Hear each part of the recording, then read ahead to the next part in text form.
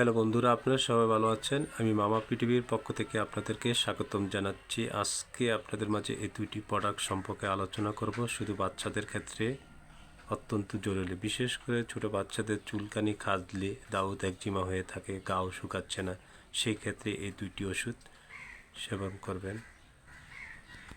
দুইটি ওষুধ সম্পর্কে বিস্তারিত আলোচনা করছি। এটি হলো একটা অ্যান্টিবায়োটিক, ফ্লুক্লোক্সিন সাসপেনশন সিরাপ।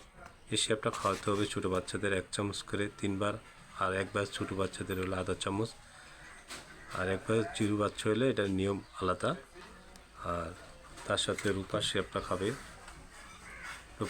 খাবে 1 চামচ করে 2 বার, ছোটো বাচ্চা হলে আধা চামচ করে 2 বার, একবার জিরো হলে মাস হিসাব করে ডোজ দিতে হবে। সেই ক্ষেত্রে আশা করি গাও, চুলকানি, খাজলি, দাউদ একজিমা থাকলে সেরে যাবে। আজকে কথা বললাম। যদি আমার ভিডিওটা থেকে আপনাদের ভালো লাগে, আমার চ্যানেলটি সাবস্ক্রাইব ও লাইক শেয়ার করার জন্য অনুরোধ রইল। ভালো থাকবেন, সুস্থ থাকবেন।